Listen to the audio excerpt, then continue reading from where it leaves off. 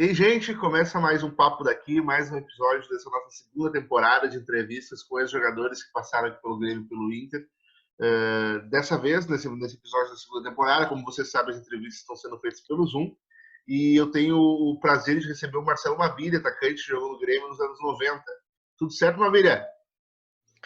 Tudo certo, tudo tranquilo. Muito obrigado pelo convite e pela oportunidade de falar com o teu público. Capaz, Mavilha. Eu que agradeço tu ter topado participar desse papo.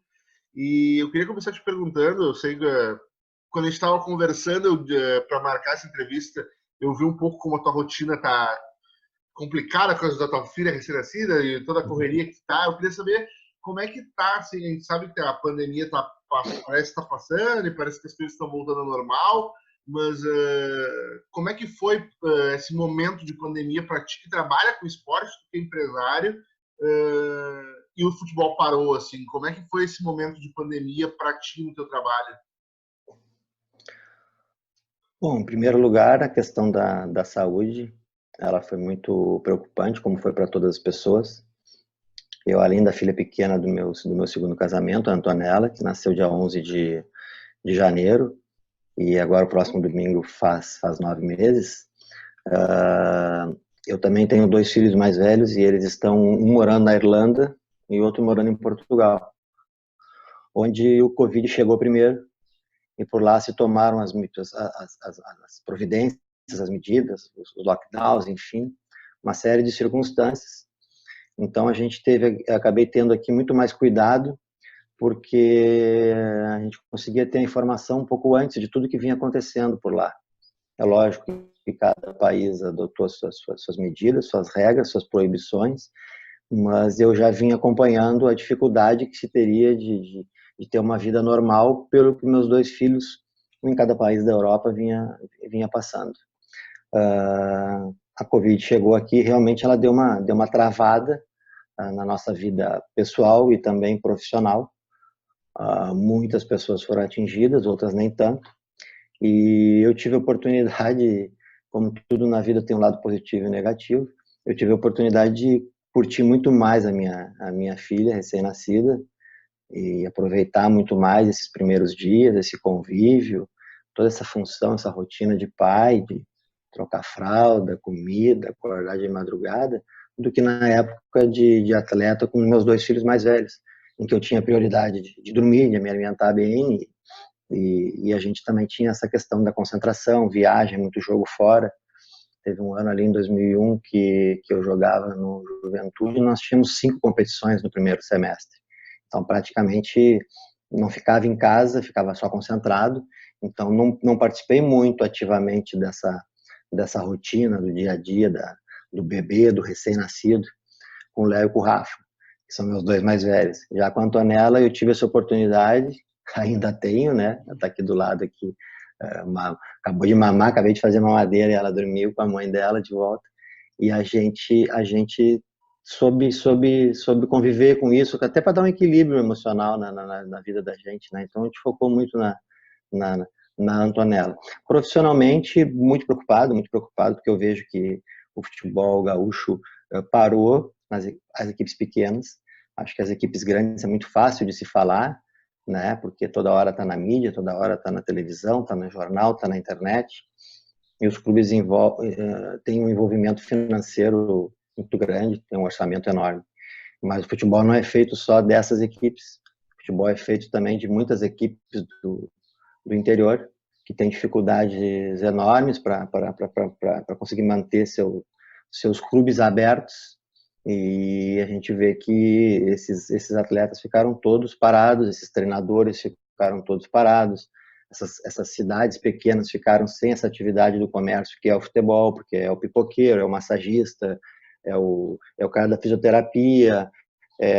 Receber 30 jogadores numa cidade envolve alimentação, envolve hotel, então tem uma certa uma movimentação na economia local quando se fala em futebol, né? Mesmo que seja proporcionalmente, financeiramente, bem menor que clube grande. Então a gente vê com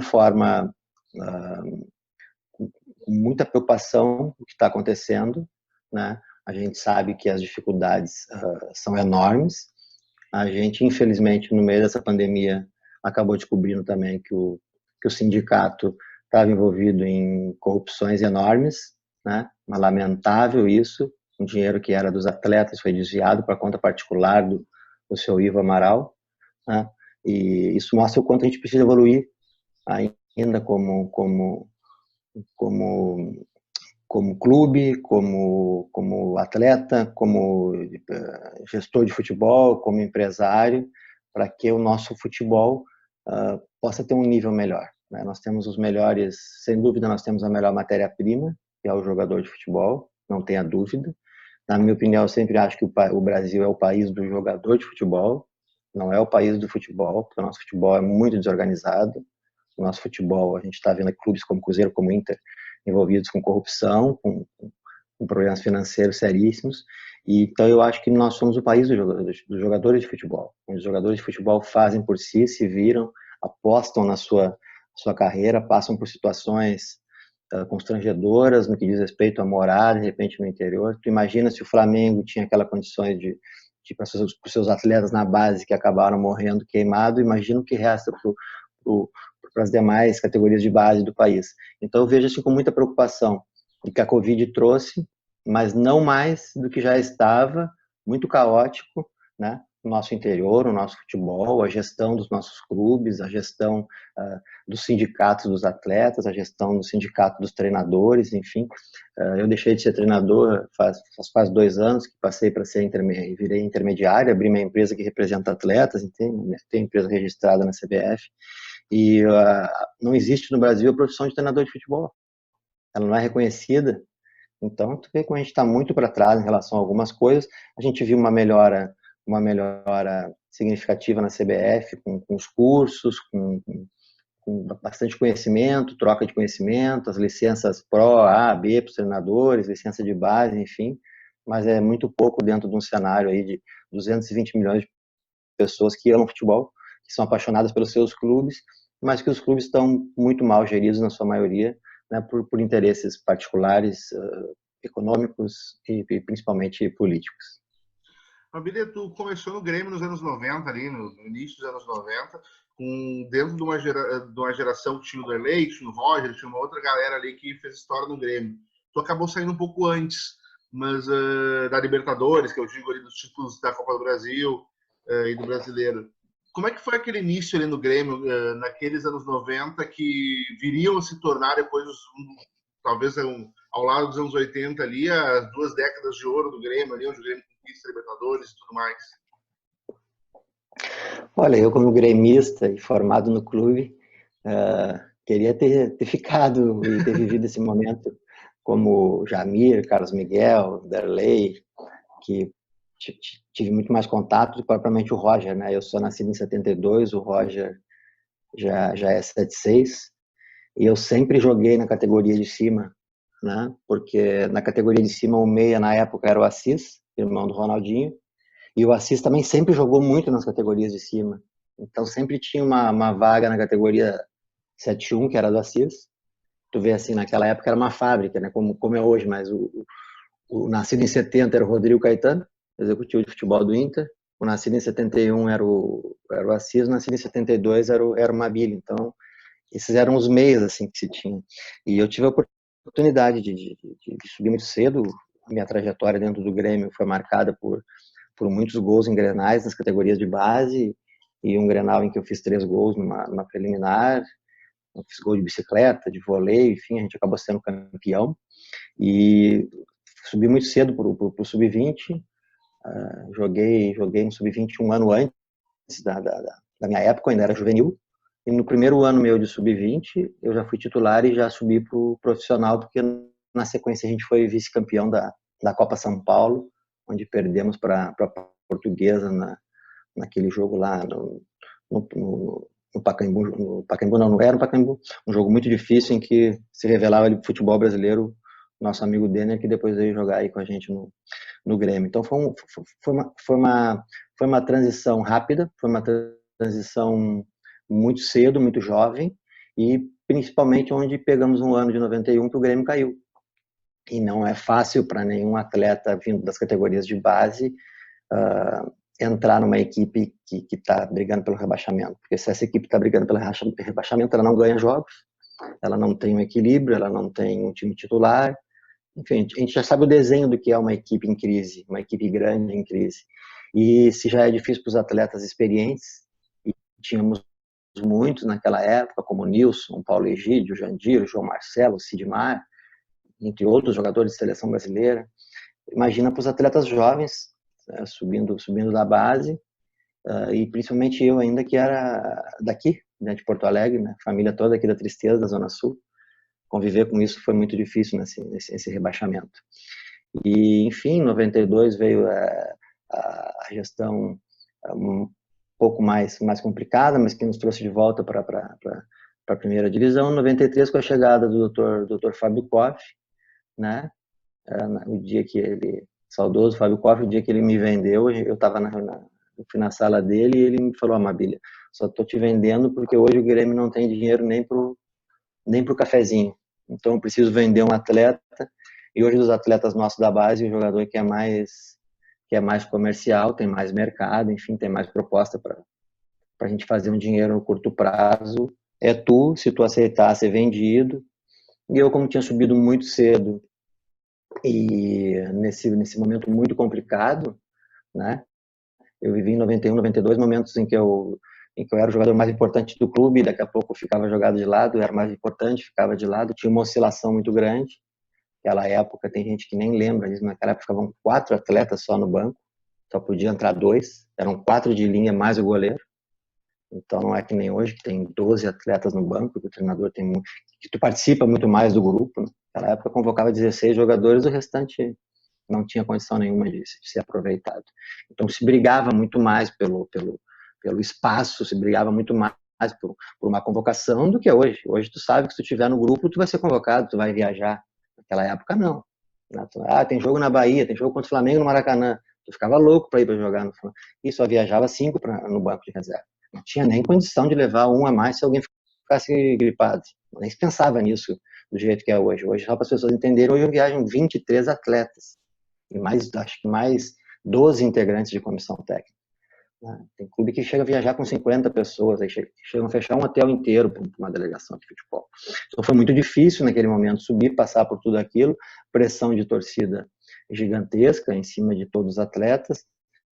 É lógico que para quem é mais jovem a pressão é maior, e para quem é de Porto Alegre ainda, crescido, criado no clube, e tem toda a sua família convivendo com todo mundo aqui, ninguém gosta de ver o filho passar pelo que passou. Então, a opção de ser vendido, eu já tinha sido emprestado para o Corinthians, tinha retornado, e eu fui vendido para o Mojimirim. Então, foi uma opção dentro de um cenário que apareceu para mim de muita dificuldade, de achar que o Grêmio dificilmente sairia daquela situação no curto prazo, como saiu. Em 94 ganhou a Copa do Brasil, 95 a Libertadores, 96 o Brasileiro, mas eu não me arrependo da escolha, porque me trouxe bastante experiência, mas bastante maturidade, para que na sequência eu conseguisse atingir aqueles meus objetivos e atingir em 96, que foi fazer um campeonato brasileiro muito bom.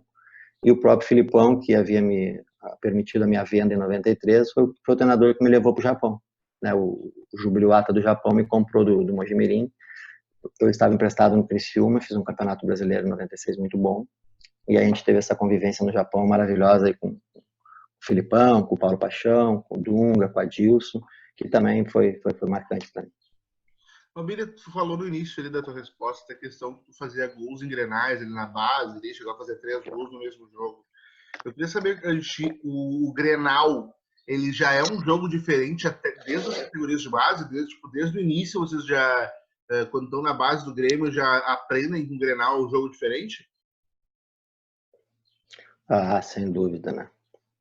O Grenal, ele tinha muito mais peso do que tem hoje. Vamos pegar um exemplo claro, né? Dificilmente, alguns anos atrás, um treinador ficar tanto tempo sem ganhar um Grenal que nem o Kudê, permaneceria à frente do comando da equipe, como ele está à frente do comando técnico do Internacional, e a gente sabe o porquê que ele está, né? Porque ele tem um contrato em que a multa que ele exigiu para que ele seja mandado embora é uma multa gigantesca.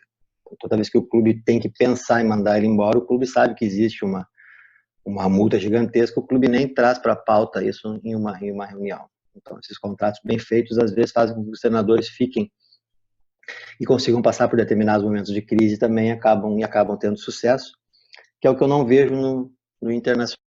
Depois pode até me perguntar por quê. Então, assim, nas categorias de base sempre refletiu muito. A gente sabia que não podia perder Grenal, não podia perder Grenal, era simples. Esse era o recado bem claro. Era uma outra época de categoria de base. A gente jogava a categoria de base, ganhava de 11, de 12, de 13, de 15-0 dos adversários.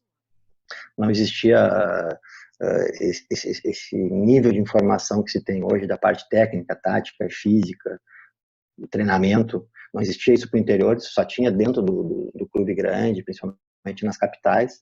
Hoje não, hoje essa informação está compartilhada através da internet, então se tu for ver hoje um campeonato sub-20, é lógico que eu treinei ali o Grêmio, a gente foi campeão e a maioria dos jogos tu ganha, mas não ganha com tanta facilidade como era na minha época. Na minha época eu chegava a fazer 5, 6 gols em uma partida, de tanto que a gente goleava. E a gente sabia que o jogo decisivo era só o Grenal. Era só o Grenal. E o Grenal derrubava treinador, derrubava comissão técnica, derrubava diretor da categoria, pegava roupeiro, massagista, pegava todo mundo. Mandava todo mundo embora, se não chegasse ali no final do ano, tinha que ser campeão. Né? E eu, felizmente, tive a oportunidade de ser bicampeão juvenil, tricampeão juvenil, tetracampeão juvenil, campeão gaúcho de júnior, bicampeão gaúcho de júnior. Ou seja, onde tu conseguiu dar sequência na equipe, né? A própria equipe que andava na nossa frente, a 7-1, que era considerada uma das principais categorias do Grêmio. A 7-1 tinha muitos jogadores interessantes, a 7-1 também ganhou tudo. Então, como a gente subia da 7-2 para 7-1, no meu caso, a gente vivia em equipe que ganhava bastante. Então, houve poucos momentos de derrota, ou perdemos assim grenais, perdemos títulos, não ganhamos todos, mas toda vez que tinha um resultado negativo em Grenal, tinha até medo de chegar no vestiário, cara.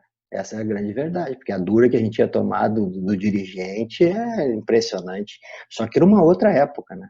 A época que a gente tinha que pedir para a mãe, vai lá no Grêmio, lá faz uma reunião, pede para os caras me dar o almoço. Porque daí eu saía da escola, eu estudava na CM no centro, ia direto pro Grêmio, almoçava no refeitório, bandejão, e ficava pro treino da tarde. Senão eu tinha que vir até a minha casa na Tristeza, almoçar, então para te conseguir um prato de comida, tinha que marcar uma reunião com o diretor. Diferente de hoje, né? Hoje o clube quer te dar tudo, o clube quer te dar todas as refeições para que tu consiga realmente se tornar um atleta de alto rendimento. Então, o Grenal ele sempre foi pesado, ele continua sendo pesado, só que existem determinados momentos que ele causa uma destruição muito grande dentro do elenco. Eu vivi muito isso nas pequenininhas, na base um pouquinho mais pesada, no sub-20, vivi isso na minha carreira quando comecei, e depois no Grenal de 5-2 também, que eu estava no Inter em 97, a gente sabe o que aquilo ocasionou dentro do Grêmio, né? E o que deu de moral para o Inter em 97, fazer uma campanha que quase brigou brigou diretamente pelo título brasileiro.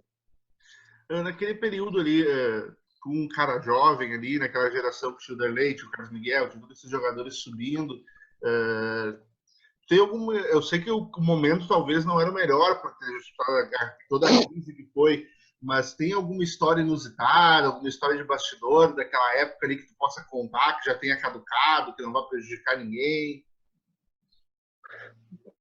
Cara, história é o que a gente mais tem no futebol, né? Porque tu imagina a molecada aí de 16, 17 anos, de repente começa a ser convocado para jogar no profissional e as condições que o profissional oferece naquela época era muito diferente do que oferece hoje com o sub-20.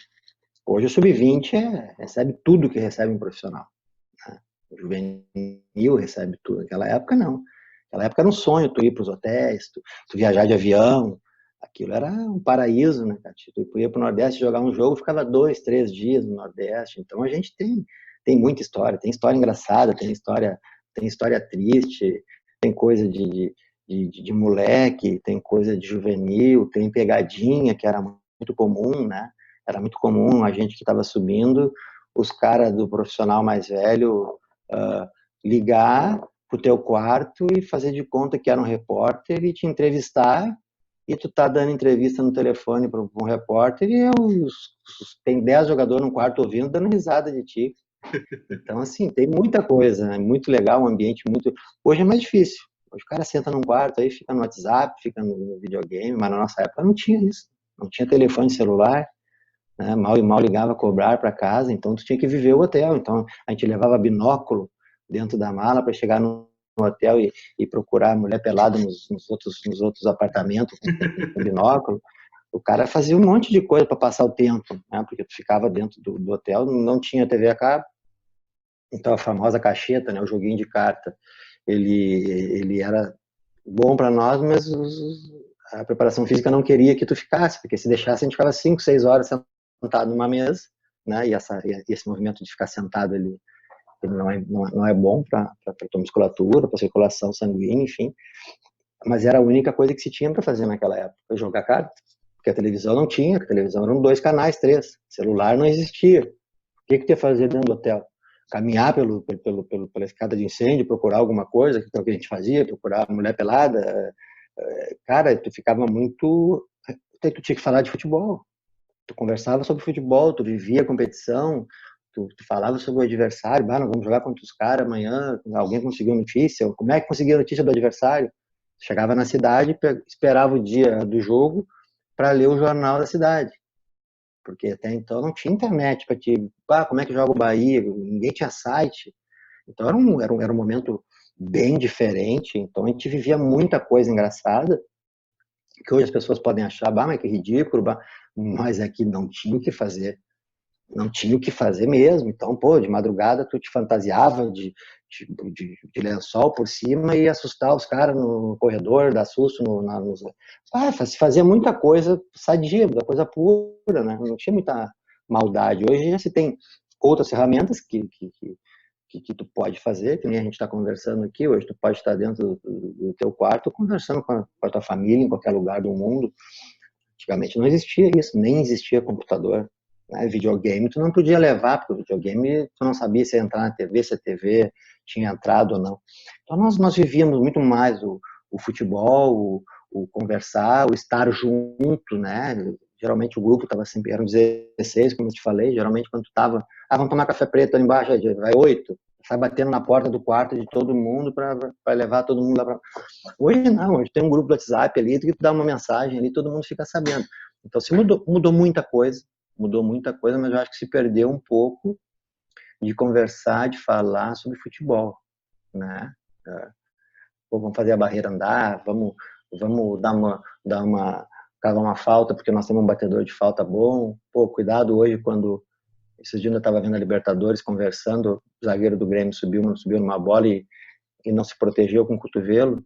Ainda falei com meu sogro, que é conselheiro do Grêmio e gremista, e falei, na minha época a gente ficava falando sobre isso, cara, tu vai jogar uma Libertadores, mas tu tem que abrir o cotovelo para deixar na cara do argentino, senão ele vai quebrar o teu nariz.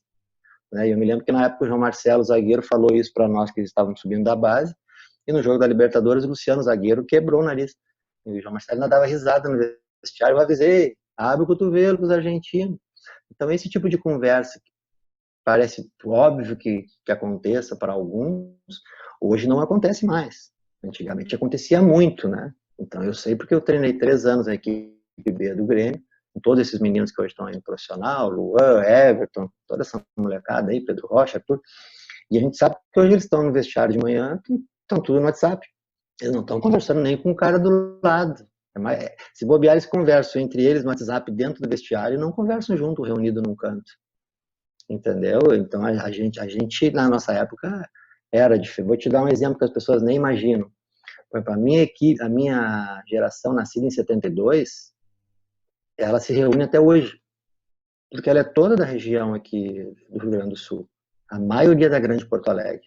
Então nós temos um grupo no WhatsApp que a gente está sempre junto aí, jogando pelada sempre que possível, jogando futebol de salão, se ajudando, né? Tem companheiros às vezes que passam por problema financeiro, a gente se ajuda, tem companheiros que às vezes estão precisando de alguma coisa, colocam ali no grupo, a gente tenta ajudar, seja um emprego, seja alguma... Né? Hoje, se pegar o juvenil do Grêmio, que nem era da minha época que a gente estava... Não vai existir isso com eles daqui a 10 anos. Porque um é do Rio. Não tem essa relação. Nós temos essa relação até hoje. A gente conseguiu juntar esse tempo num jogo, a mesma equipe que jogou um Grenal há 20 anos atrás. Entendeu? Por quê? Porque as categorias de base dos clubes não tinham alojamento, não tinha esse investimento que tem hoje.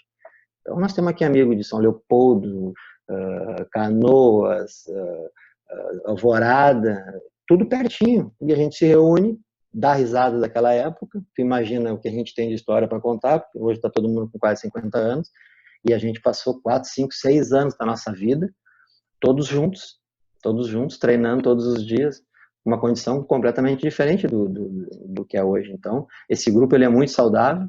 Se pegar agora de manhã, já tem um monte de gente dando bom dia, mas a gente está perto, a gente está próximo.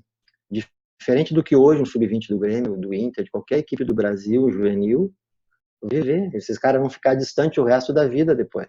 Nós, depois de muito tempo, através das redes sociais, conseguimos nos aproximar e conseguimos fazer o bem. Né? Esse tempo a gente fez uma doação boa aí, enfim, não vou ficar me alongando muito nisso daí, mas a gente conseguiu hoje ter um grupo muito unido, muito forte, muito, muito coeso, igual a gente era há mais de 30 anos atrás. Tu tinha falado antes ali, né? Acho que nessa resposta ou na outra, do Kudê, e que o trabalho dele, que tu achava que não. Não sei se deu para entender que tu não concordava, não achava que estava tão bom o trabalho. E o que tu acha do trabalho dele, assim? Tu faz a leitura? Olha, eu não gosto do trabalho do Kudê. Acho que, Billy, mas o Inter estava líder, né, no campeonato, está em segundo lugar. O Inter também foi líder com o Argel no ano que caiu, né, e jogava um futebol pobre, jogava um futebol muito competitivo e de pouca qualidade. Série A do Campeonato Brasileiro tem que jogar futebol. Não adianta só querer competir, não adianta querer só transpirar. Série A é talento, até porque a nossa Série A ela é quase uma C.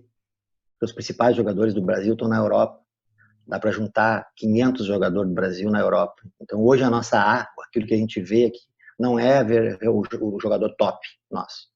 Então, o nosso futebol ele é um pouco pobre na Série A, porque o jogador ele é realmente quase Série C, Série B. O sonho de todo jogador é ir para a Europa e para fora. Ainda mais com a moeda desse jeito. Né? O euro valendo 7, o dólar valendo quase 6. Então, todo mundo quer ir para fora. Então, quando tu vê a equipe do Kudê jogando, eu vou te dar um exemplo.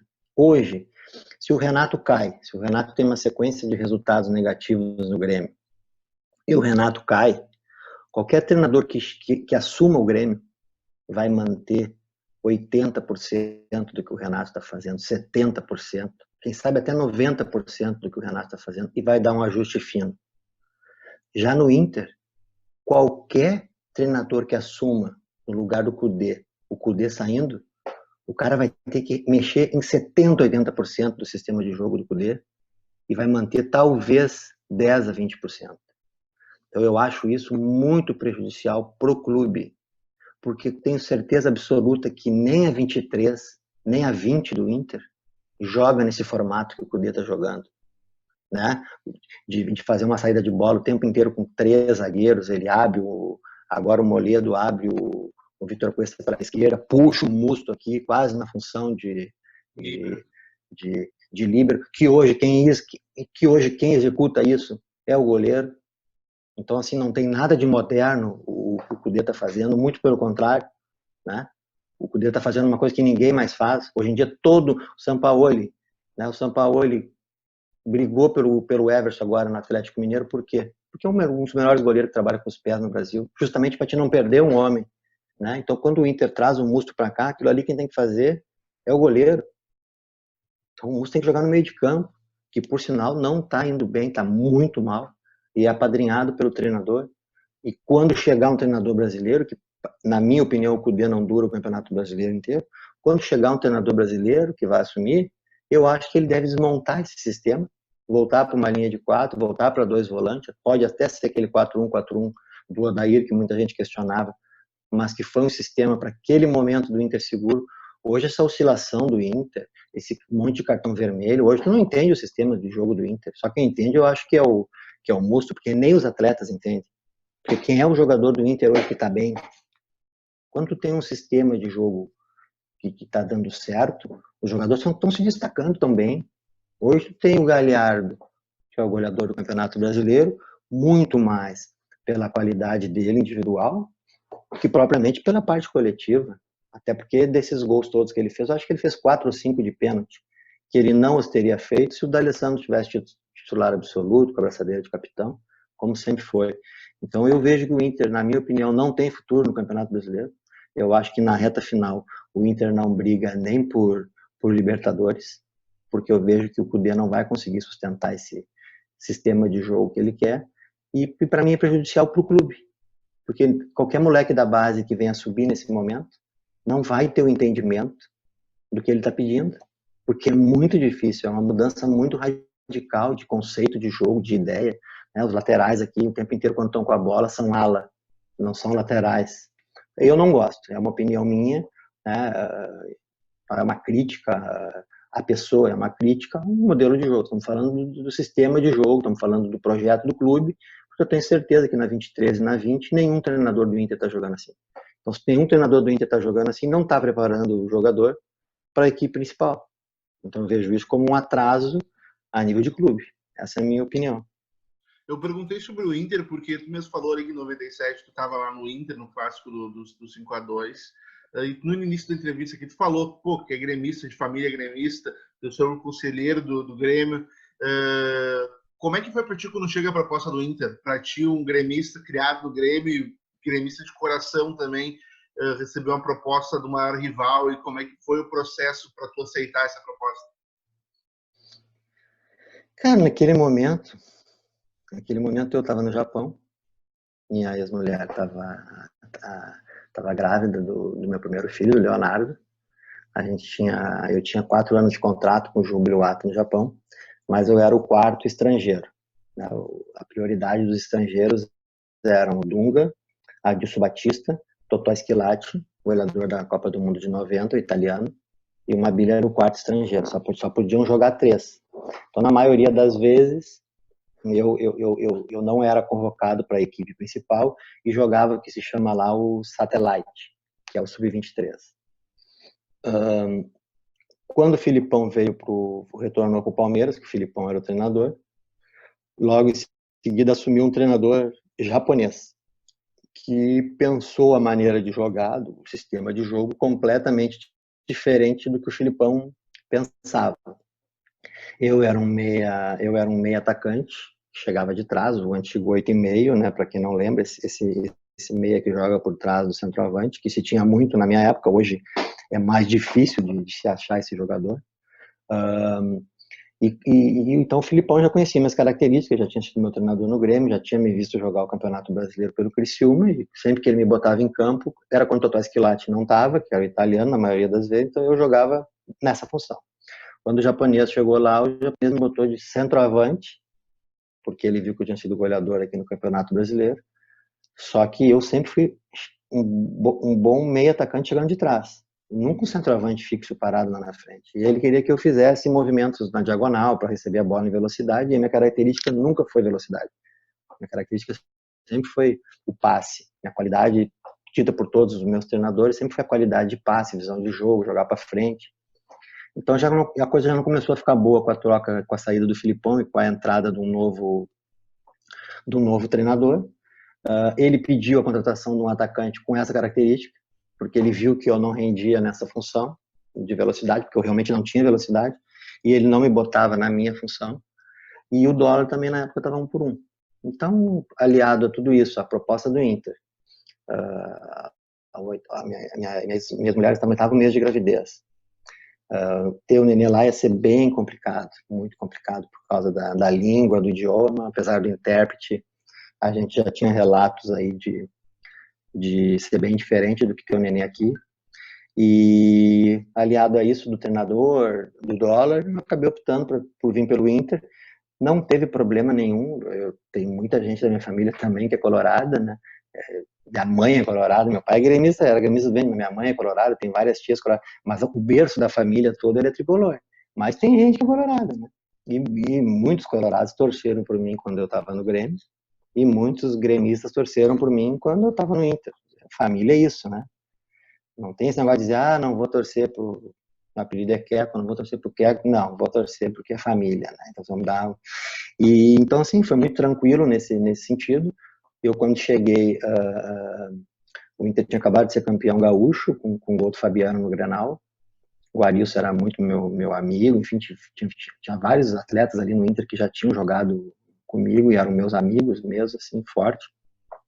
Eu logo no meu primeiro jogo, acho que não me engano, fiz um gol, entrei no segundo tempo, fiz um gol e caí nas graças da torcida, e a torcida sempre chamava o meu nome no segundo tempo para eu entrar, então eu tenho também essa enorme gratidão a tanto a torcida do Grêmio quanto a torcida do Inter, porque eu durante muito tempo ouvi o estádio inteiro pedir meu nome no Olímpico, que eu era o guri da base que entrava no segundo tempo e fazia gol, e tive essa oportunidade também no Inter e seguido no Juventude.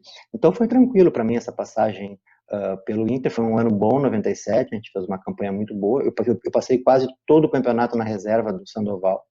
Das 24 partidas do campeonato, o Sandoval jogou 22.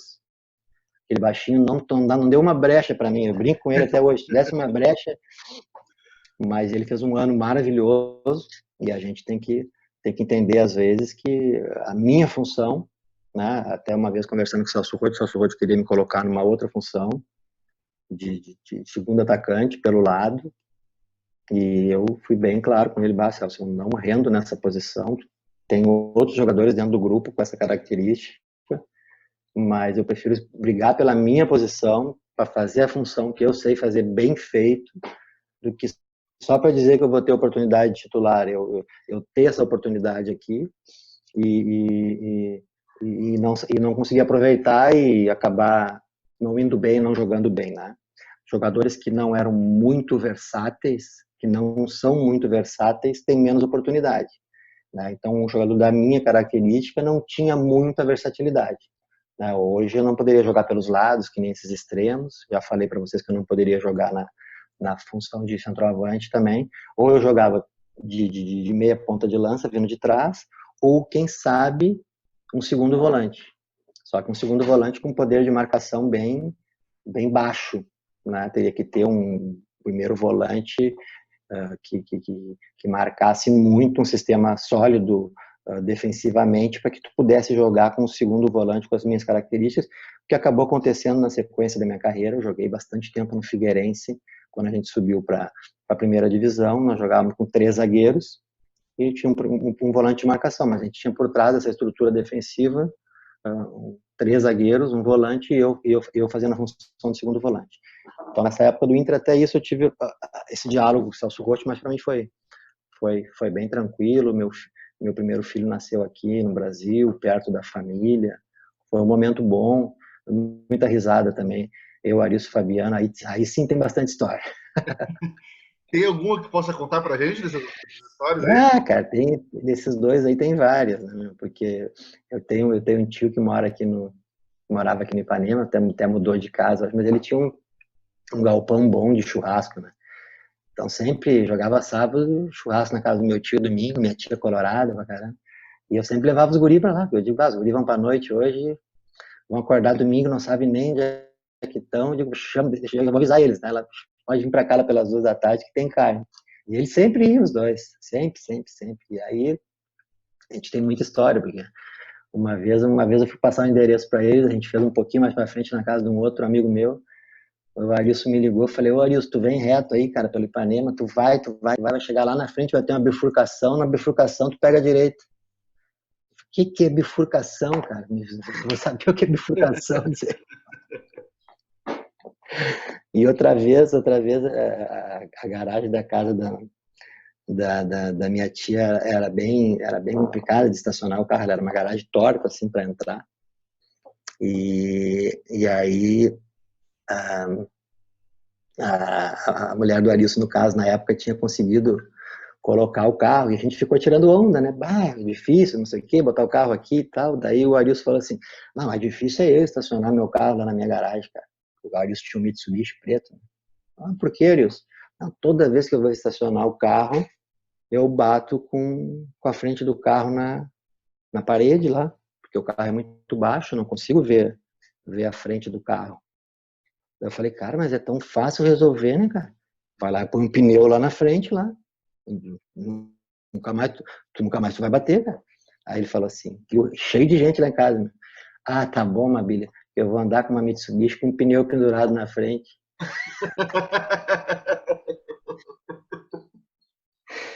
Cara, daí a gente dava muita risada. O Fabiano até hoje conta essa história, né? O Arilson disse que foi o Fabiano disse que foi o Arilson. Mas foi na minha casa, um domingo de churrasco, assim, eu já tinha tomado muita cerveja. E aí a gente deu muita risada, porque, porra, bem coisa do Arilson mesmo, né? E o Arilson é meu amigo, né? Hoje ele mora em Ibituba. Esse ano, no começo do ano, eu indiquei ele para ser treinador do, do Bagé. E estava fazendo um bom trabalho, mas infelizmente houve essa questão da pandemia aí e todos ficamos sem clube. Maravilha, tu participou do maior título da história da Juventude. E o Juventude, aquela geração era muito boa, tinha grandes jogadores e foi a época de ouro do Juventude, mas é muito mais difícil, muito mais raro o Juventude chegar do que, por exemplo, Grêmio, Inter, que normalmente chegam em finais de Copa do Brasil, chegam em decisões assim. O Juventude é muito mais difícil para um time como o Juventude chegar, e chegou e foi campeão, e fazia parte daquela geração ali. Como é que foi para vocês, como é que foi para ti conquistar um título tão grande como esse e num time que daqui a pouco a festa deve ter sido muito maior, a festa da torcida, a festa dos jogadores, porque já é mais difícil um time como esse chegar onde chegou. Com todo respeito à Juventude, obviamente. Como é que foi ser campeão da Copa do Brasil pelo Ju? Bom, foi o meu principal título, né, na minha carreira de atleta, de mais expressão. Ainda mais quando tu ganha um título nacional dentro do Maracanã com mais de 100 mil pessoas. Foi o último jogo no Maracanã que teve mais de 100 mil pessoas. Aquela equipe era uma equipe que tinha, e eu sempre digo isso que é extremamente importante, só atletas formados em clube grande, ou seja, a formação de todos aqueles atletas era uma formação de excelência. Isso é uma coisa que eu discuto muito hoje em dia. Eu que andei de treinador aí pelo interior, eu sempre focava em levar para esses clubes atletas formados em clube grande. Porque eu acho que eles têm um diferencial enorme na parte técnica, física, tática e principalmente emocional. Acostumado a jogar de igual para igual com qualquer equipe. E é aquilo que ficou bem característico naquela equipe do Juventude. Né? Tipo, ganhou do Corinthians dentro do Pacaembu, ganhou do Fluminense de goleada aqui no Jacone, depois de ter perdido no Maracanã. Empatamos com o Inter em Caxias e todo mundo achou que a gente ia perder aqui. A gente veio e goleou o Inter aqui e foi para a final. O Bahia também jogamos de igual para igual aqui, de igual para igual na Fonte Nova, lá com 70 mil pessoas na Fonte Nova e ganhamos no pênalti. Então era uma equipe que tinha um meio de campo muito bom, né, com Laurinho, Flávio, Mabília e Wallace. E tinha dois zagueiros diferenciados, né? Capone e Índio. Né? E o reserva dos dois era um zagueiro muito ruim, que é o Piccoli. Piccoli hoje, eu sou diante da filha do Piccoli, Piccoli é agenciado aí pela nossa empresa. O Piccoli era muito ruim, mas os dois zagueiros titulares eram muito bons.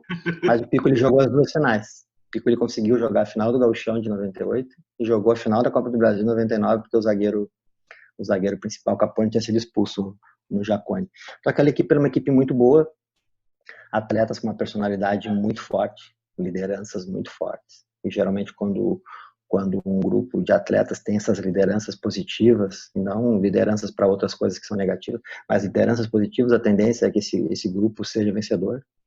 E até que chegue a determinado momento que os caras estão mandando no clube. Tenho certeza absoluta que o Inter quer de novo que apareçam lideranças que nem Fernandão, Klemer e Arley, que mandem no clube e que tragam o Mundial para o Inter. Né? Que o Grêmio tenha lideranças como o Adilson Batista, Dinho, Goiano, e que traga uma outra Libertadores para o Grêmio. Né? Ou agora com o Jeromel, com o Maicon. Né? Se fala muito nisso, os jogadores estão mandando no clube, mas se são lideranças positivas, como nós fomos na época do Juventude, pode ter certeza que o Juventude gostaria hoje de ganhar uma outra Copa do Brasil. Eu vou ter que te pedir 30 segundos que meu cachorro está latindo aqui, que senão vai acordar pequena.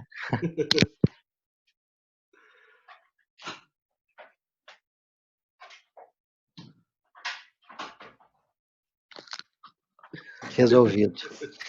Então, assim, o Juventude tinha um time experiente, um time de muita qualidade, um time com jogadores formados em clube grande, jogadores acostumados a esse tipo de ambiente, e principalmente tinha uma gestão, naquele momento, lá pela parceira, pela Parmalat, que também ajudava nessas questões financeiras, mas também de gestão.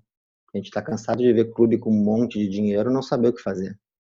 Né? Então, o Juventude não tinha esse monte de dinheiro que as pessoas pensam, tinha um pouquinho mais que os outros, mas tinha muita gestão, muito diálogo entre departamento de futebol, comissão técnica e atletas, categoria de base sempre aproveitada, sempre muito aproveitada no Juventude, e a gente conseguiu passar ali anos importantíssimos, né? Eu fui campeão gaúcho em 98, a Copa do Brasil em 99, e a Libertadores em 2000 eu fiz o primeiro gol do Juventude na história da Libertadores, que eu acho que vai ser muito difícil o Juventude jogar uma outra Libertadores novamente.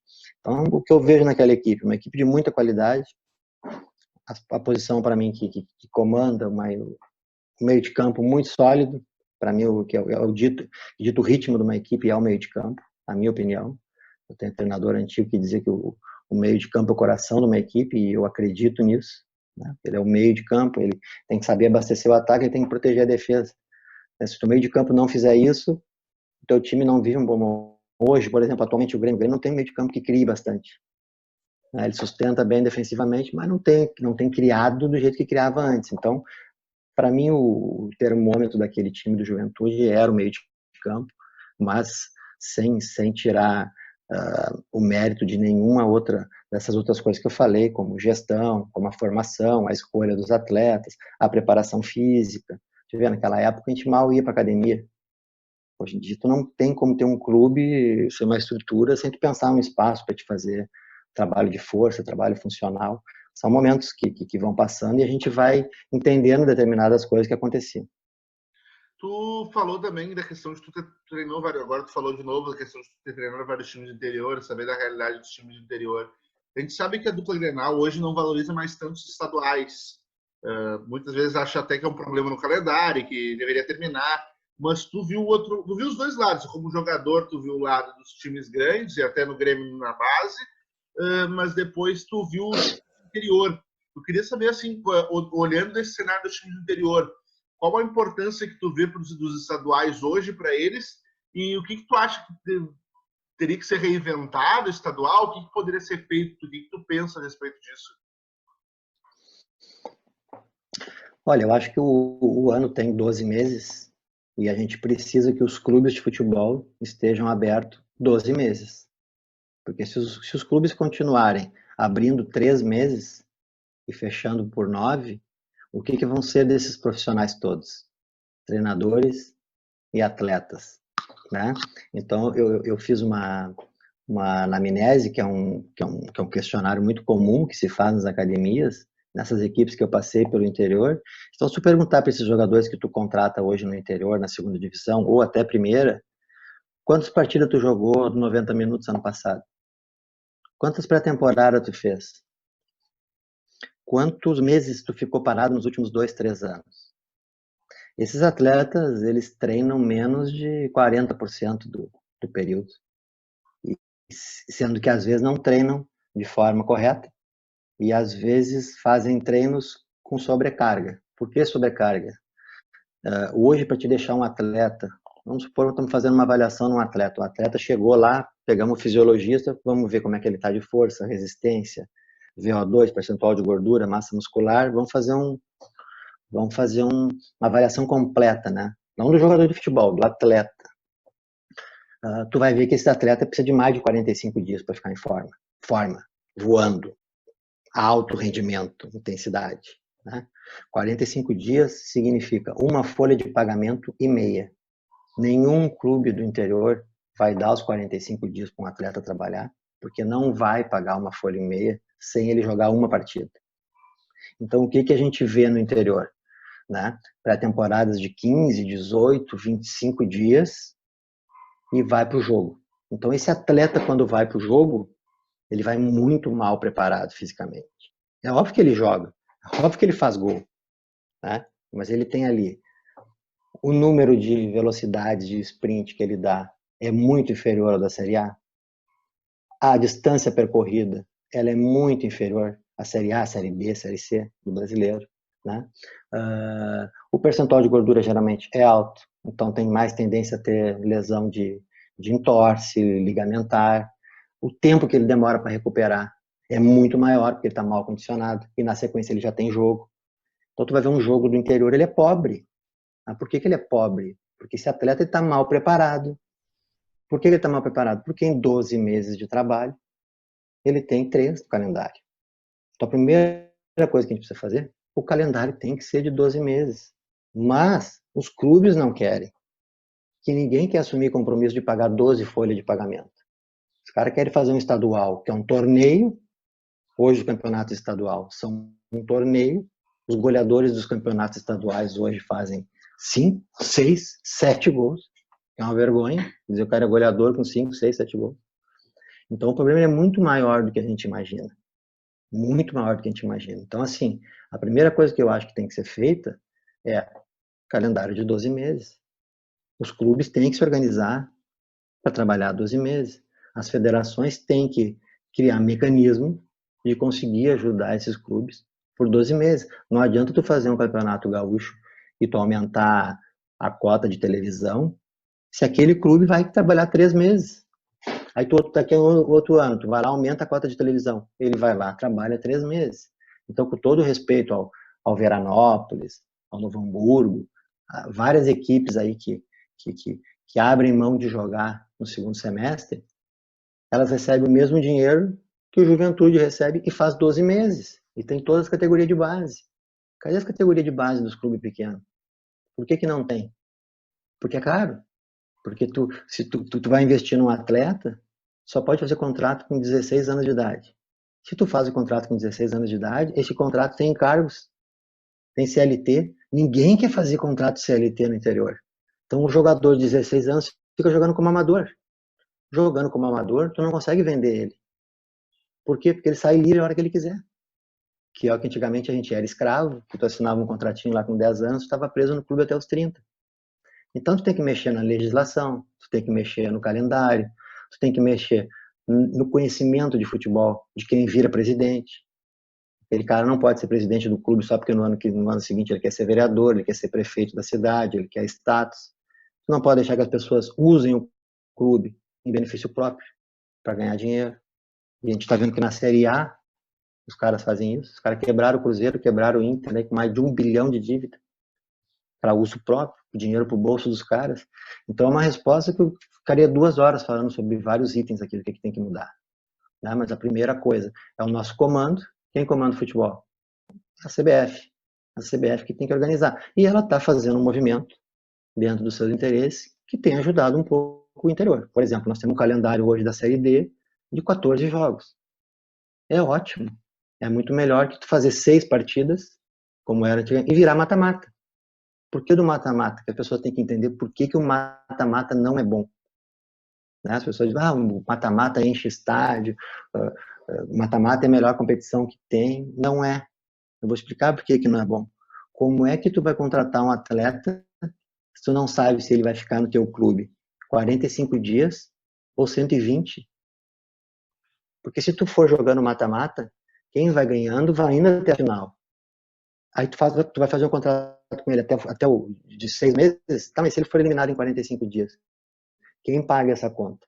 E se tu fizer de 45 dias, como é que tu vai fazer o contrato longo com ele? Se ele for passando de fase, ele vai se destacando, se o contrato acabar, ele vai embora do teu clube. Então não tem como fazer planejamento sem campeonato de ponto corrido. E aí todo mundo começa na mesma época, todo mundo termina. Como é que eu vou vender um plano de marketing? Como é que eu vou vender um plano de gestão de uma competição que eu não sei quando termina? Como é que eu vou bater num parceiro, numa universidade? Cara, me empresta aí nutricionista, vamos fazer uma parceria com um fisiologista. Ah, por quanto tempo? Ah, não sei, depende. Se eu passar, é até o fim do ano, mas se eu não passar, acaba a semana que vem. Quem é que vai comprar um projeto assim? Ninguém. Não é impossível. Então, esse ano, o calendário da Série C e da Série D já tá bom. Mas eu te afirmo que a Série C já poderia ser igual a B. 38 jogos, ida e volta. Tem público para isso, é só ver as equipes que estão na Série C. E tu pode ter dois formatos desse, na D e na E, que nem nós estamos vivendo esse ano, regionalizado. Mas se tu não tiver calendário brasileiro para disputar, que as equipes possam ficar subindo e descendo no brasileiro, os campeonatos estaduais por si só não vale a pena para a dupla Grenal disputar. Não vale a pena, porque o salário de um atleta da dupla Grenal ele é maior que toda a folha de pagamento do interior, 5, 6 vezes. Então tu não pode pegar um ativo teu, por exemplo, o Grêmio vendeu agora o Everton por 20 milhões de euros, dá para vender o PP. O Grêmio não pode pegar um jogador que nem o PP e botar no interior a enfrentar um cara daqui a pouco de 36 a 37 anos de idade, que não tem mais nada a perder na carreira, e que o contrato dele acaba daqui 15 dias, e que ele é porteiro numa boate e ele joga no estadual. Não tem como, não tem como tu pegar o teu produto e expor dessa forma. Uma desvalorização. Ah, mas o torcedor do interior, cara, infelizmente tem que fazer algumas escolhas. O que não pode, o futebol do interior não pode morrer. Mas quem vai fazer o futebol do interior ficar vivo não é o Grêmio, não é o Inter, né? É um calendário, é ter jogos, é ter bons jogadores que levem realmente o torcedor ao estádio, é os clubes do interior terem categoria de base, que se identifiquem quem é que vai jogar na categoria de base do clube do Ipiranga de Erechim. Quem é de Erechim? O Ipiranga de Erechim não vai ter condição de dar alojamento para um monte de gente, porque o alojamento tu tem que dar 5 refeições por dia, café da manhã, almoço, ceia da tarde, janta, ceia da noite. Então, quem é que vai jogar no Lajadense? O guri de Lajeado, da região. Quem é que vai jogar em Caxias? O pessoal da região, Vacaria. Entendeu? E aí tu começa a movimentar a sociedade, a levar as crianças para o esporte. Então, acho que todas as áreas têm que ter uma conversa muito grande, CBF, prefeitura, comunidade, tem que ter ação social, entendeu? Tem que ter gestão. Nós, para ser treinador, tem que ter licença A. Por que o cara, para ser presidente do clube, não tem que daqui a pouco fazer um curso na CBF? E o cara, para ser diretor de futebol, não tem que ter o curso, porque ele tem uma empresa que tem sucesso, e aí ele acha que entende futebol porque ele jogou no juvenil. Não existe isso. Não existe isso. Entendeu? É que nem assim, ó, eu vou no dentista, eu pago um dentista, tu vai no dentista. Tu vai dizer pro teu dentista o que tu vai fazer? Não, não. Tu vai sentar na cadeira, vai abrir a boca e o cara vai dizer pra ti, ó, tem que fazer isso, isso e isso. No mecânico, é a mesma coisa. Porque quando as pessoas sentam numa mesa de bar com quem jogou futebol, que nem a gente que jogou no alto nível, as pessoas acham que pode conversar de igual para igual. Isso não existe, entendeu? Eu não dou bola. Eu sei que eu sou chamado de mala, eu não dou bola, eu deixo falando sozinho. Entendeu? O cara é advogado, sentou na minha frente, o cara tem 20 anos de direito, o cara estudou, se qualificou. Aí vai entrar um assunto lá do direito, eu vou dar uma pitaco. O que o cara vai falar pra mim? Não, não, eu, Marília, sei que eu não tenho que dar meu pitaco, porque eu não entendo absolutamente nada. Por que as pessoas que não jogaram, elas estão só vendo o jogo, os 90 minutos. Os 90 minutos, às vezes, não representa o que está passando lá dentro. Vamos pegar o exemplo do Luan agora. E se o Luan realmente tiver com depressão? A pessoa não tem pena de ficar, mas com 700 mil, com 1 milhão. Cara, não estamos falando de dinheiro, estamos falando de problema de saúde. Né? Foi meu atleta, chegou no Grêmio para mim. Pô, se o menino tiver com depressão mesmo? Né? E a torcida, toda hora vaiando, xingando, ameaçando, mandando matar, cercando na volta do centro de treinamento. Qual o profissional hoje que vai para sua empresa trabalhar e está sendo ameaçado de morte? Ele, os filhos, que nem os caras são em São Paulo, aqui muito menos, em São Paulo, Rio de Janeiro, é brincadeira que fazem com os atletas, com os treinadores. A pessoa não tem noção do que nós estamos falando. Então, assim, tu vê como esse assunto ele é um assunto que envolve muita coisa para dar uma resposta, né? A gente mistura muito o momento econômico e social do país com determinadas coisas que tem no futebol. Para acabar essa pergunta que me fez, tu vê jogador na Europa fazer gol e chorar? Não, cara. Porque ele tem educação, ele tem saúde, ele tem segurança. Por que o jogador brasileiro faz um gol e chora, se esparrama? Porque é a chance dele tirar a família dele da miséria. A chance dele tirar a família da miséria, da miséria. Não é de melhorar a situação financeira, é tirar da miséria. Miséria é não ter plano de saúde. Miséria é não poder estudar numa escola particular, entendeu? Miséria é depender do governo. Então, por isso que o jogador brasileiro, quando faz um gol, dois, três, que destaca, o cara chora, o cara se emociona, porque ele sabe para quem é que aquilo ali vai refletir. Não é só para ele, não. Está realizando um sonho da família, que é conseguir mudar, pegar um irmão mais novo e conseguir dar uma condição para o irmão, né, de estudar melhor, não passar pelo que o cara passou, entendeu? Então tem muita coisa envolvida aí que as pessoas às vezes não param para pensar. Uma vez pra gente encerrar, era treinador até 2 anos atrás e resolve parar de ser treinador para trabalhar como representante de jogadores. Por que essa mudança? Tu estava na tua carreira, fazendo teu trabalho de treinador e resolve sair. Qual o motivo, assim, e como é que tá essa nova carreira, essa nova empreitada? Bom, a gente, quando eu decidi ser treinador, né, eu fui me preparar para ser treinador, eu fiz todos os cursos que os sindicatos ofereciam de São Paulo para cá, eu fiz os cursos no Sindicato de São Paulo, Rio de Janeiro, Santa Catarina, só não fiz no Paraná, Santa Catarina e Rio Grande do Sul, vários. Fui me qualificar, me preparei e comecei a buscar meu espaço, fiz o caminho que todo mundo tem que fazer, categoria de base, fui para o Mojimirim, fui campeão paulista sub-20 com o Mojimirim, lá eu revelei um atleta chamado Robinho, hoje está no Grêmio, chegou para fazer teste para mim lá, e a gente aprovou e acabou se destacando lá. Depois eu dei sequência no Novo Hamburgo também, revelei lá o João Afonso, que depois virou volante no Inter, até chegar no Grêmio, ficar 3 anos ali no Grêmio e ver um pouco mais de perto como é que funciona hoje a estrutura de formação e essa questão dos direitos econômicos, contratos longos, enfim, que é o grande problema hoje nos clubes brasileiros. Veja bem, faz 5 anos que parou de entrar que é proibido investidor no futebol. 5 anos que parou investidor no futebol. Né? Os contratos de 2015 para trás seguem valendo. Então, por exemplo, o Everton foi vendido. O investidor do Everton comprou o Everton em 2012, quando botou no Grêmio. Então, esse contrato vale. Nesses últimos 5 anos não pode mais ter investidor no futebol. O que aconteceu com os clubes? Estão todos quebrados. Então vai acabar tendo investidor novamente.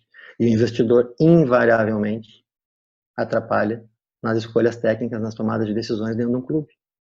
Né? Porque se tu pega 50 milhões de um investidor e tu dá para ele 20% de 30 jogadores da base, se chegar um jogo lá do Sub-20 e não tiver nenhum jogador dele, ele vai ligar pro presidente. O presidente vai ligar pro cara da base e vai chegar na gente que é treinador. E acho que o treinador não tem que pensar na questão financeira do clube. O treinador tem que pensar na questão técnica. Quem é bom, quem está bem, quem vai jogar. Então, isso foi uma das coisas que me fez deixar de ser treinador, não aceitar determinadas coisas, não concordar. E a dificuldade do interior, que é o que eu falei para ti agora. Eu subi 2 equipes em Santa Catarina para a primeira divisão, o Tubarão em 2016 e o Metropolitano em 2018. Tenho vários convites ainda para ser treinador. Toda vez que começa a segunda divisão em Santa Catarina, os caras me ligam. Mas não tenho mais interesse em trabalhar para os clubes. Porque eu não estou trabalhando para mim, eu estou trabalhando para o clube. Porque o clube que eu vou, ele pede para que eu libere a transferência da Federação Gaúcha, que ele tem que pagar para um jogador, aí eu ligo para o Noveleto me ajuda, me libera. O clube que eu vou pede que os empresários paguem as passagens de avião para o jogador ir para os clubes. Se bobear, pede que pague a volta também. Então, os clubes acabam usando os profissionais de mais nome para ter acesso a determinadas coisas que eles não teriam, que eles não têm. Porque eles não são profissionais da área. Eles são os caras ali que estão quebrando o galho, eles são amador. E muito amador, na sua maioria das vezes. Então, assim, eu quero ser extremamente profissional. Eu sou extremamente profissional. Eu cresci dentro do Grêmio. A pessoa tem que valorizar um cara que joga 10 anos dentro de um clube grande. Opa, eu? Tá bom. Aqui pereteou para mim. Não. Por quê? A pessoa não tem noção que é o que a gente cumpre de horário. Sai para viajar numa sexta-feira, volta segunda, tu leva 4 folhas de horário que nós, como tem horário do lanche, horário da ceia, horário não pode chegar atrasado que paga multa para tudo. Então, o atleta de futebol profissional, ele é muito responsável. Ele é muito responsável, porque ele está fazendo aquilo ali desde os 8 anos de idade, 9. Eu tenho um jogador de 9 anos de idade, que a minha empresa representa. É fogo, entendeu? Então, assim, a minha escolha foi, olha, em vez de preparar os atletas para os caras vender e ganhar dinheiro, em vez de fazer esse monte de contato que eu faço para os clubes, eu vou usar toda essa rede de relacionamento que eu tenho para mim, para minha empresa. Tu entendeu? Então, se hoje eu tiver que pedir qualquer coisa para alguém, eu peço para minha empresa. Se eu tiver que pedir para o Grêmio me pagar um jogador no Novo Hamburgo, como pagou 5 jogadores para mim o salário no Novo Hamburgo, para eu ser campeão em 2014, eu não fui da Copinha, eu não vou mais fazer esse pedido para ajudar o Novo Hamburgo. Ah, mas tu está indiretamente te ajudando. Não, estou ajudando o clube, porque se eu perder, o clube vai mandar embora. E os jogadores pagos pelo Grêmio vão ficar lá. Então, hoje, a relação que eu tenho dentro do Grêmio é para quando eu quiser levar um atleta que eu acho que tem condições, eu levo. Tu entendeu? Então, hoje, todo o movimento que eu faço no futebol é para minha empresa. É para minha empresa, para a Maville Esportes. Né? A Maville Esportes, ela tem 3 braços. Estou lançando uma escolinha de futebol nos próximos dias. Futsal, a essência do futebol, do início, da iniciação do futebol, né? Dos 5 até os 15, mas o foco é dos 5 até os 13, muito futsal, e depois imigrando para o campo. Então, tem esse braço da minha empresa, que na realidade é para eu captar o jogador de 9, 10, 11 anos, para ser meu cliente na empresa que eu tenho registrado na CBF. Ah, mas o jogador é novo, mas eu preciso pegar ele novo, eu quero trabalhar ele do meu jeito, junto com a família, a parte emocional, a parte física, a parte de nutrição, para que ele seja um atleta de alto rendimento. Então, eu tenho uma empresa que ela tem 3 braços. Ela tem os atletas que eu represento e treinadores com a empresa registrada na CBF. Eu estou criando uma escolinha de futebol toda dentro da lei, da legislação, do jeito que tem que ser, com também um cunho social, com algumas bolsas 100% gratuita para quem não tem condição, e outras 50%, e o restante uma escolinha normal. Normal, entre aspas, porque quem vai comandar a escolinha sou eu, que sou um ex-jogador de futebol, formado em clube grande, que fui treinador e hoje sou empresário. E eu tenho um braço na minha empresa, que é para aqueles caras que me procuram, pô, Mabília, eu quero botar meu filho em tal lugar. Eu quero botar meu filho no Grêmio, eu quero botar meu filho no Corinthians. Eu dou um telefonema e está marcado o teste. Teste. Se o atleta vai passar no teste ou não, é outra coisa. E a gente não pode esquecer. Mais de 90% dos meninos vão ser reprovados. Muito mais de 90%. E aí acaba o sonho. Acaba o sonho do menino, acaba o sonho do pai, acaba o sonho da mãe, porque quando tu marca um teste no clube, tu não te dá noção da expectativa que tu cria em volta de toda a tua família. E essa expectativa, quando vier a notícia negativa, que na maioria das vezes ela gera um transtorno muito grande em tudo aquilo que a família vive. Né? Então, assim, eu tenho um braço na minha empresa que prepara o atleta para ele fazer uma avaliação num clube. Então, eu faço toda uma avaliação física, psicológica, técnica, que sou eu que faço, né? Igual a gente aplicava no Grêmio. Os profissionais são todos os profissionais de alto nível que militam no futebol. E eu tiro um pouco dessa ansiedade da família de levar o atleta para o clube, para que a gente identifique se realmente ele tem chance, qual é o percentual de chance que ele tem, e se possível encaminhar ele para um clube que naquele momento esteja com uma necessidade de um jogador com aquelas características naquele ano de nascimento. Porque, veja bem, vamos supor que eu tivesse um filho na mesma idade do Ronaldinho Gaúcho no Grêmio. Será que ele ia ser mandado embora do Grêmio? Ia. Será que eu não podia ter mandado ele para outro clube para ele não ser mandado embora e de repente ele ter sucesso? Então, assim, o rapaz que concorria com o Neymar no Santos e concorria com o Pato no Inter. Então a gente tem essa informação. Hoje, as categorias de base do Grêmio e do Inter tem um monte de jogadores convocados, né, para a seleção brasileira. Então, para que eu vou indicar um atleta para aquela função naquele clube se ele tem um jogador convocado para a seleção brasileira? Ou eu preparo ele, né, preparo a família com conversas virtuais, de mostrando qual é a realidade do futebol. Ah, meu filho quer ser jogador. Tu tá achando que vai ser aqui perto? E se teu filho tiver que ir para o Rio de Janeiro, morar no Rio com 16, 17 anos? Tem condição de visitar ele no fim de semana no Rio de Janeiro? Tem condição de mandar ele vir para cá? E se for na Bahia, lá do outro lado do Brasil, Ceará, Fortaleza, que estão bem, futebol que mais cresce no Brasil do Nordeste. Ah, botei um filho lá. Tu consegue visitar ele no fim de semana, comprando passagem em cima da hora? Quanto que tu gasta? Ah, não consigo. Então, porque esse teu filho, ele é uma criança ainda. Ele não é um jogador. Ele quer ser um jogador. Ele quer ser um atleta de alto rendimento. E vai ter momentos na adolescência que ele vai ter saudade de casa, que ele vai ter saudade da comida da mãe, da avó, do quarto dele, do banheiro dele, porque é lá ele está dividindo um quarto com mais 6, com mais 7, está dividindo um banheiro com mais 12, com mais 15, não sabe o que está comendo, né? Não sabe que está trocando a roupa de cama. Então tem um monte de coisa que a gente precisa despassar para os pais. Então, dentro de tudo que eu vivi, eu desenvolvi esse projeto, que já está na rua, já está em prática, eu já tenho o site, só que eu não fiz a divulgação do site ainda. Lá no site vão ter todos os meus parceiros, nutricionista, fisioterapeuta, vai ter todos os meus atletas, as notícias dos meus atletas, vai ter informação, porque não é isso aí que as pessoas estão vendo só da Alessandro, Ronaldinho Gaúcho, Pato, a realidade é outra. Só que em determinado momento a gente precisa passar por um clubezinho de menos estrutura, com muita dificuldade, para alçar voos maiores. Então vamos preparar esse atleta, porque eu tenho um braço na minha empresa que é esse, eu preparo o atleta. Né? E aí existem dois perfis. Existe aquela pessoa que tem condição financeira de fazer isso, e existe aquela que não tem a condição financeira de fazer isso, perfeito?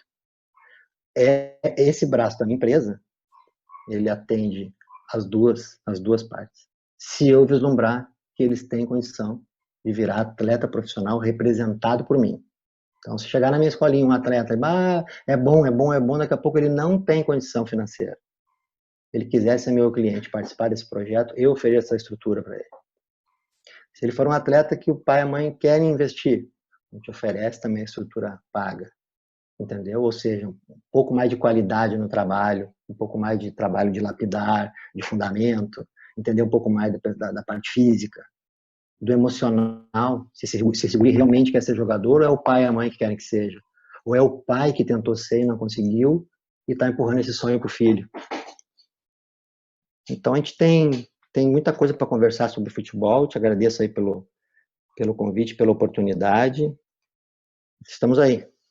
Rapaz, eu te agradeço por ter topado participar desse papo e eu espero que tenha sido tão legal para ti contar essas histórias quanto foi para mim aprender um pouco mais sobre futebol. Não, eu estou bastante feliz. Agora a gente fechou uma parceria, a minha empresa fechou uma parceria muito boa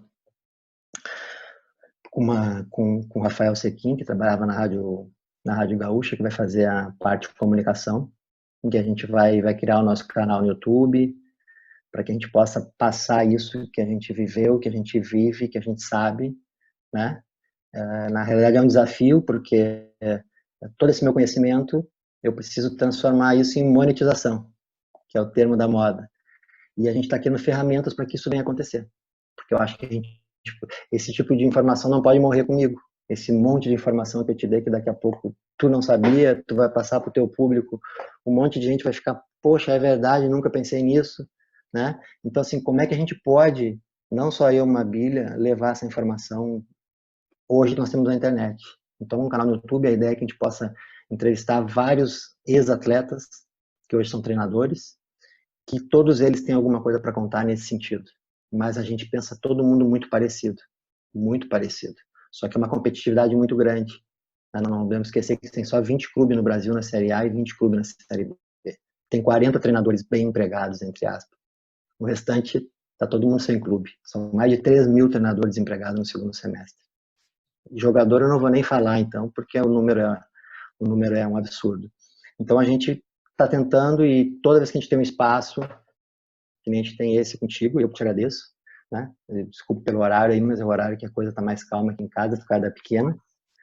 E fico muito feliz, e eu acho que esse projeto nosso vai crescer muito, porque a relação que eu tenho aqui dentro do estado do Rio Grande do Sul com as pessoas, a credibilidade que a gente tem por tudo aquilo que a gente construiu é muito grande, e a gente espera que isso possa, dentro da rede, ser orgânico e o mais rápido possível ocupar um espaço que a gente conseguir chegar em uma, duas, três, quatro, cinco famílias e elas possam mudar um pouco a visão sobre o que é isso realmente ser jogador de futebol, ser um atleta profissional.